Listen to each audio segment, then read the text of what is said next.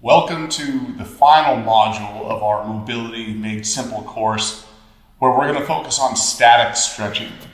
This is pretty much where we're going to go into a stretch where I feel the classic lengthening of my muscle, and I'm going to hold it for a certain period of time. And this type of stretching has been around for a long time, and it's tried and true. We've also learned over the years in the fitness industry that there's other ways that are sort of tangents of this that are also beneficial, but for this course, what I want to do is keep it pretty simple, and I want to focus on things that are really effective, and especially things that are accessible to everybody. Again, I don't want you to feel like you already need to be some yoga master in order to do these mobility drills. I want this to be accessible to everybody, even if you're not somebody who considers themselves very flexible or very mobile to begin with. This is going to be a series of stretches that should be available to everybody to do. Now, before I go into showing the stretches, let's talk a little bit about our concepts for it. We're looking to sort of relax and lengthen the muscles as we do this. And relaxing is a big part of that.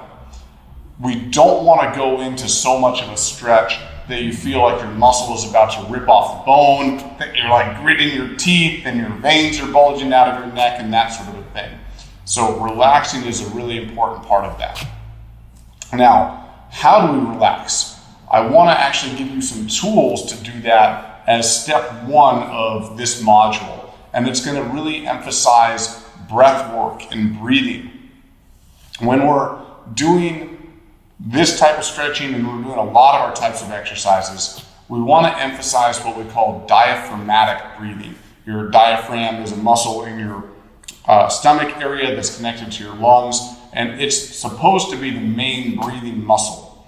What happens for a lot of people is through stress and through lifestyle, they tend to breathe less with their diaphragm, which is located down here more by their stomach, and instead they use muscles that are meant to be more of a secondary muscle to help breathe, and those are in the neck and the chest area. So if you've ever heard the term a chest breather, where somebody inhales and you see a big chest and shoulder rise, that's pretty common, but it's not really good. We want to breathe more from down low in our stomach and our sides and in our lower back, and so that's what we're going to start with. So what I want you to do is get a light object. I can use one of my weight plates that I've got from one of the racks in the gym here. You can use a book, you can use your cell phone. It doesn't really matter that much. But what I want to do is lie down onto our back, and we're going to place this low, kind of down by where your belt buckle would be. And my arms are just relaxed at my sides. I'm going to try to keep my mouth closed and do this breathing through my nose as much as possible. And I'm going to try to make my inhale raise this object up, be it a weight or a book or your cell phone. Go ahead and just watch me do a couple of these.